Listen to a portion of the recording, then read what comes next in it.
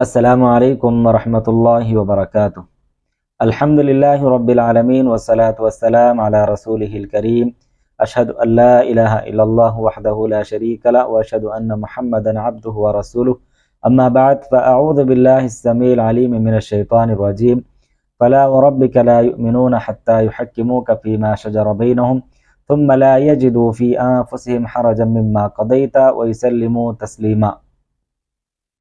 ہر قسم کی تعریف حمد و ثنا صرف اور صرف اللہ رب العزت کے لیے ہے، بعدہ تمام انبیاء علیہ السلام پر درود و سلام ہو، خصوصاً میرے اور آپ کے آخری نبی جناب محمد رسول اللہ صلی اللہ علیہ وسلم پر اللہم صلی علی وسلم وبارک علیہ۔ محترم ناظرین اکرام، آج کی گفتگو میں ہم مخالفت سنت کے نقصانات جاننے کی کوشش کریں گے۔ نبی کریم صلی اللہ علیہ وسلم کی بات نہیں ماننے کے کیا کیا نقصانات ہیں، ان تمام نقصانات کو جاننے کی کوشش کریں گے تاکہ ہم رسول اللہ صلی اللہ علیہ وسلم کی مخالفت سے باز آ جائیں۔ محترم ناظرین اکرام، سنت کے مخالفت کرنے والا نبی کریم صلی اللہ علیہ وسلم کی بات نہ ماننے والے کا اللہ کے رسول صلی اللہ علیہ وسلم سے کوئی تعلق نہیں رہتا۔ سیدنا انس بن مالک رضی اللہ عنہ روایت کرتے ہیں کہ نبی کریم صلی اللہ علیہ وسلم کی ازواج مطہرات کے گھروں کی طرف آپ صلی اللہ علیہ وسلم کی عبادت کے متعلق پوچھنے کے لیے 3 صحابی آئے۔ جب انہیں نبی کریم صلی اللہ علیہ وسلم کا عمل بتلایا گیا تو جیسے انہوں نے اسے کم سمجھا، اپنی عبادتوں کو انہوں نے آپ صلی اللہ علیہ وسلم کی عبادتوں سے کم سمجھا اور کہا کہ ہمارا نبی کریم صلی اللہ علیہ وسلم سے کیا مقابلہ ہو سکتا ہے؟ آپ صلی اللہ علیہ وسلم کی تو تمام اگلی پچھلی لغزشیں معاف کر دی گئی ہیں، آپ کے گناہ معاف کر دیے گئے ہیں، اس کے باوجود بھی آپ کی عبادت کا یہ حال ہے۔ ان میں سے ایک نے کہا کہ آج سے میں ہمیشہ رات بھر نمازیں پڑھوں گا، دوسرے نے کہا کہ میں ہمیشہ روزے رکھوں گا اور کبھی ناغہ نہیں دوں گا، تیسرے نے کہا کہ میں عورتوں سے جدائی اختیار کر لوں گا اور کبھی نکاح نہیں کروں گا۔ پھر جب نبی کریم صلی اللہ علیہ وسلم کو ان 3 اصحاب کے بارے میں معلوم ہوا تو آپ ان کے پاس تشریف لے گئے اور ان سے پوچھا کہ کیا تم لوگ ہی ہو جنہوں نے یہ باتیں کی ہیں، یہ باتیں کہی ہیں؟ تو آپ صلی اللہ علیہ وسلم نے اس کے بعد ان سے کہا کہ اللہ کی قسم، اللہ رب العالمین سے میں تم سے زیادہ ڈرنے والا ہوں، میں تم سے زیادہ پرہیزگار ہوں، لیکن میں روزے رکھتا ہوں تو افطار بھی کرتا ہوں، نماز بھی پڑھتا ہوں، رات میں سوتا بھی ہوں، اور میں عورتوں سے نکاح بھی کرتا ہوں۔ آپ نے اس کے بعد فرمایا فَمَنْ رَغِبَ عَنْ سُنَّتِي فَلَيْسَ مِنِّي، جس نے میرے طریقے سے بے رغبتی کی وہ مجھ میں سے نہیں ہے۔ محترم ناظرین اکرام، معلوم ہوا کہ نبی کریم صلی اللہ علیہ وسلم کے بتائے ہوئے طریقے سے ہٹ کر اگر کوئی عمل کرتا ہے تو وہ عمل قابل قبول نہیں ہوگا۔ سنت کی مخالفت یقیناً یہ اللہ رب العالمین کی مخالفت ہے۔ نبی کریم صلی اللہ علیہ وسلم کی بات کو نہ ماننا یہ اللہ رب العالمین کی بات کو نہ ماننا ہے۔ ابو ہریرہ رضی اللہ عنہ سے روایت ہے کہ رسول اللہ صلی اللہ علیہ وسلم نے فرمایا من اطاعنی دخل الجنہ ومن عصانی فقد ابا، جس نے میری اطاعت کی اس نے اللہ رب العالمین کی اطاعت کی، اور جس نے میری نافرمانی کی اس نے اللہ رب العالمین کی نافرمانی کی۔ اتنا ہی نہیں، جو نبی کریم صلی اللہ علیہ وسلم کی بات کو نہیں مانتا ایسا شخص مومن بھی نہیں ہو سکتا۔ اللہ رب العالمین نے فرمایا فلا وربک لا یؤمنون حتی یحکموک فیما شجر بینہم ثم لا یجدوا فی انفسہم حرجا مما قضیت ویسلموا تسلیما، بس نہیں تیرے رب کی قسم وہ مومن نہیں ہوں گے یہاں تک کہ تجھے اس میں فیصلہ کرنے والا مان لے جو ان کے درمیان جھگڑا پڑ جائے، پھر اپنے دلوں میں اس سے کوئی تنگی محسوس نہ کرے، جو تو فیصلہ کرے اسے وہ اچھی طرح سے تسلیم کر لیں۔ تو معلوم یہ ہوا کہ جو بھی معاملہ ہے اس میں ہمیں نبی کریم صلی اللہ علیہ وسلم کو ہی فیصل ماننا چاہیے، اور نبی کریم صلی اللہ علیہ وسلم کے بتائے ہوئے طریقے کو ہی اپنانا چاہیے، اور نبی کریم صلی اللہ علیہ وسلم کے فیصلے کو قبول کرنے میں اپنے دلوں میں کسی قسم کی کوئی تنگی محسوس نہیں کرنا چاہیے۔ اگر کوئی اپنے دلوں میں تنگی محسوس کرتا ہے نبی کریم صلی اللہ علیہ وسلم کے فیصلے کو ماننے میں، تو پھر ایسا شخص مومن نہیں ہو سکتا۔ یقیناً جو انسان نبی کریم صلی اللہ علیہ وسلم کی بات کو نہیں مانتا یا سنت کی مخالفت کرتا ہے تو اس وجہ سے اس کا عمل تباہ ہو جاتا ہے اور مردود ہو جاتا ہے۔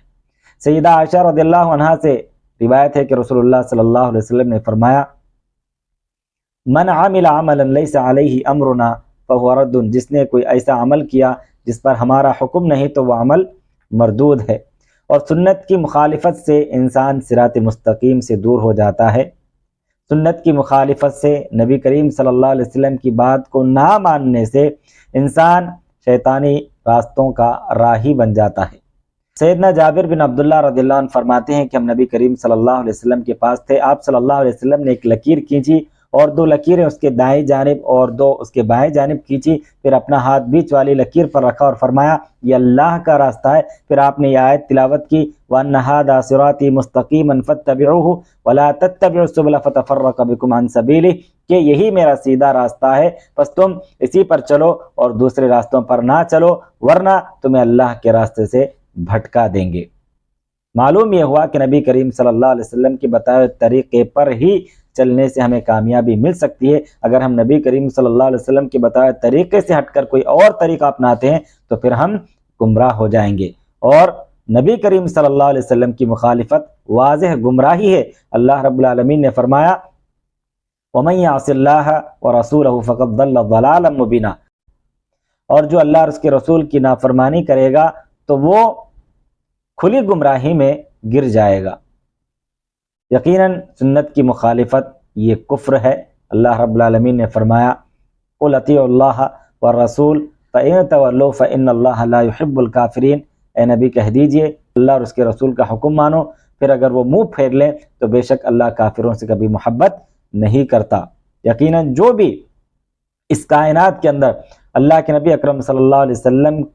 کی مخالفت کرتا ہے، سنت کی مخالفت کرتا ہے، تو ایسا شخص ہلاکت میں گر جاتا ہے، ایسا شخص ہلاک ہو جاتا ہے۔ سیدنا ابو موسیٰ رضی اللہ عنہ سے روایت ہے کہ رسول اللہ صلی اللہ علیہ وسلم نے فرمایا میری مثال اور جو کچھ کلام اللہ نے میرے ساتھ بھیجا ہے اس کی مثال ایک ایسے شخص جیسی ہے جو اپنے قوم کے پاس آئے اور کہے کہ میں نے تمہارے دشمن کا لشکر اپنی آنکھوں سے دیکھا ہے اور میں واضح ڈرانے والا ہوں، پس تم یہاں سے بھاگ جاؤ، اپنی جان بچا لو۔ تو اس پر ایک جماعت نے آپ صلی اللہ علیہ وسلم کی بات مان لی، قرآن کی بات مان لی اور رات ہی رات اطمینان سے کسی محفوظ جگہ پر نکل گئے اور نجات پائی، لیکن دوسری جماعت نے اسے جھٹلایا اور دشمن کے لشکر نے صبح کے وقت اچانک ان پر حملہ کر دیا اور وہ سارے کے سارے تباہ ہو گئے۔ تو اس مثال کے ذریعے سے جو بات معلوم ہوئی وہ یہی ہے کہ اگر ہم نبی کریم صلی اللہ علیہ وسلم کی پیروی کریں گے، آپ کی اتباع کریں گے، آپ کا کہا مانیں گے اور قرآن مجید میں جو بھی احکام اللہ رب العالمین نے نازل کیے ہیں ان کے مطابق زندگی گزاریں گے تو ہم دنیا و آخرت میں کامیاب ہوں گے، اور اگر ہم نبی کی بات نہیں مانیں گے تو ہم دنیا و آخرت میں ناکام اور نامراد ہوں گے اور ہم ہلاک و برباد ہو جائیں گے۔ سنت کی مخالفت سے انسان فتنے میں مبتلا ہو جاتا ہے، یہاں تک کہ دردناک عذاب میں بھی مبتلا ہو جاتا ہے، اور اس بات کی خبر اللہ رب العالمین نے قرآن مجید میں کچھ اس طرح سے دی ہے فَلْيَحْذَرِ الَّذِينَ يُخَالِفُونَ عَنْ أَمْرِهِ أَن تُصِيبَهُمْ فِتْنَةٌ أَوْ يُصِيبَهُمْ عَذَابٌ أَلِيمٌ، ضرور ان لوگوں کو ڈرنا چاہیے جو اس کا حکم ماننے سے پیچھے رہتے ہیں، یعنی جو نبی کریم صلی اللہ علیہ وسلم کا حکم ماننے سے انکار کرتے ہیں، پیچھے رہتے ہیں یا جھٹلا دیتے ہیں آپ صلی اللہ علیہ وسلم کی بات کو ماننے سے، تو یقیناً انہیں کوئی فتنہ آ پہنچے گا یا انہیں دردناک عذاب آ پہنچے گا۔ تو اس آیت کے ذریعے سے صاف طور پر ہمیں یہ بات معلوم ہوئی کہ اگر ہم میں سے کوئی نبی کریم صلی اللہ علیہ وسلم کی مخالفت کرتا ہے، سنت کی مخالفت کرتا ہے، آپ کی بات کو نہیں مانتا ہے، تو وہ ایک نہ ایک دن کسی نہ کسی فتنے میں مبتلا ہو جائے گا یا ایک نہ ایک دن کسی عذاب میں وہ مبتلا ہو جائے گا، اور ہم میں سے کوئی بھی نہیں چاہتا کہ ہم کسی فتنے میں مبتلا ہو جائیں یا کسی عذاب کا شکار ہو جائیں۔ اگر ہم ایسا چاہتے ہیں، ہم فتنے سے بچنا چاہتے ہیں، دردناک عذاب سے بچنا چاہتے ہیں، تو اس کے لیے ضروری ہے کہ ہم نبی کریم صلی اللہ علیہ وسلم کی اتباع کریں، ہم نبی کریم صلی اللہ علیہ وسلم کی پیروی کریں۔ سنت کی مخالفت کرنے سے انسان حوض کوثر سے بھی محروم ہو جاتا ہے، جیسا کہ خود نبی اکرم صلی اللہ علیہ وسلم نے فرمایا میں حوض کوثر پر تم سے پہلے موجود ہوں گا، جو میرے پاس سے گزرے گا میں حوض کوثر سے جام پلاؤں گا، اور جو پی لے گا اسے کبھی پیاس نہیں ہوگی۔ یقیناً مجھ سے کچھ لوگ گزریں گے، میں انہیں پہچانوں گا اور وہ بھی مجھے پہچانیں گے، پھر میرے اور ان کے درمیان دیوار حائل کر دی جائے گی، تو میں کہوں گا کہ یہ میرے امتی ہیں، تو کہا جائے گا کہ بے شک آپ نہیں جانتے کہ انہوں نے آپ کے بعد کیا کیا ایجاد کر لیا تھا، تو پھر میں کہوں گا کہ دوری ہو اس شخص کے لیے جس نے میرے بعد دین کو تبدیل کر دیا۔ تو اس حدیث کے ذریعے سے بھی معلوم ہوا کہ جو سنت کی مخالفت کرے گا، دنیا میں نبی کے بتائے طریقے کے علاوہ کوئی اور طریقہ اپنا کر زندگی گزارے گا، تو ایسا شخص کل قیامت کے دن حوض کوثر سے محروم رہ جائے گا۔ سنت کی مخالفت کرنے والا جنت میں جانے سے خود انکار کر رہا ہوتا ہے، جیسا کہ اس کی وضاحت نبی کریم صلی اللہ علیہ وسلم نے خود حدیث کے اندر فرما دی ہے، کل امتی یدخلون الجنت الا من ابا، قالوا یا رسول اللہ ومن ابا، قال من اطاعنی دخل الجنہ ومن عصانی فقد ابا۔ آپ صلی اللہ علیہ وسلم نے فرمایا کہ ساری کی ساری امت جنت میں جائے گی سوائے ان لوگوں کے جنہوں نے انکار کیا۔ صحابہ نے پوچھا اللہ کے رسول انکار کون کرے گا؟ آپ نے فرمایا جو میری اطاعت کرے گا، جو میرا کہا مانے گا وہ جنت میں داخل ہوگا، اور جو میری نافرمانی کرے گا، جو میری باتوں کا انکار کرے گا، جو میری بات نہیں مانے گا، جو میرے بتائے ہوئے طریقے پر عمل نہیں کرے گا، اسی نے انکار کیا۔ تو معلوم کیا ہوا کہ نبی کی بات ماننے سے انسان جنت کا مستحق اور نبی کی بات کا انکار کرنے سے جہنم کا مستحق ہو جاتا ہے۔ اور اللہ رب العالمین نے بھی قرآن مجید کے اندر ارشاد فرمایا وَمَن يَعْصِ اللَّهَ وَرَسُولَهُ وَيَتَعَدَّ حُدُودَهُ يُدْخِلْهُ نَارًا خَالِدًا فِيهَا وَلَهُ عَذَابٌ مُّهِينٌ، اور جو اللہ اور اس کے رسول کی نافرمانی کرے گا اور اس کی حدودوں سے تجاوز کرے گا، وہ اسے آگ میں داخل کرے گا، اور ایسی آگ میں جس میں وہ ہمیشہ ہمیشہ رہیں گے، اور ان لوگوں کے لیے رسوا کن عذاب ہوگا۔ تو محترم ناظرین اکرام، سنت کی مخالفت سے اتحاد اور اتفاق بھی ختم ہو جاتا ہے، لڑائی جھگڑے شروع ہو جاتے ہیں۔ نبی کریم صلی اللہ علیہ وسلم کی بات کو نہ ماننے سے مسلمانوں میں بہادری اور ہیبت ختم ہو جاتی ہے، اور سنت کی مخالفت کرنے والا اللہ رب العالمین کے ہاں سب سے زیادہ مغضوب شخص بن جاتا ہے۔ سنت کی مخالفت پر فوراً عبرتناک سزا بھی مل سکتی ہے، جیسا کہ رسول اللہ صلی اللہ علیہ وسلم کے پاس ایک آدمی اپنے بائیں ہاتھ سے کھا رہا تھا، تو آپ صلی اللہ علیہ وسلم نے اس سے کہا کہ دائیں ہاتھ سے کھاؤ۔ اس نے کہا کہ میں دائیں ہاتھ سے کھانے کی استطاعت نہیں رکھتا، اسے دائیں ہاتھ سے کھانے میں صرف تکبر نے روکا تھا۔ کہا جاتا ہے کہ اس کے بعد وہ کبھی بھی اسے منہ کی طرف نہیں اٹھا سکا۔ تو اس طرح سے اللہ رب العالمین کبھی کبھی فوری بھی جو ہے نبی کریم صلی اللہ علیہ وسلم کی مخالفت کرنے پر عبرتناک سزا بھی دے سکتا ہے۔ لہٰذا ضرورت اس بات کی ہے کہ ہم ہر معاملے میں نبی کریم صلی اللہ علیہ وسلم کی پیروی کریں اور نبی کریم صلی اللہ علیہ وسلم کی مخالفت کرنے سے بچیں، ورنہ نبی کریم صلی اللہ علیہ وسلم کی مخالفت کرنے کے جو بھی نقصانات ابھی آپ کے سامنے بیان کیے گئے ہیں، ان نقصانات میں سے کوئی بھی نقصان ہمیں اٹھانا پڑ سکتا ہے۔ اللہ رب العالمین سے دعا گوہوں کے العالمین ہم تمام کو حق کہنے، حق سننے، حق جاننے اور حق باتوں پر عمل پیرا ہونے کی ہمیں توفیق اور ہدایت نصیب فرما۔ آمین۔ وآخر دعوانا ان الحمدللہ رب العالمین۔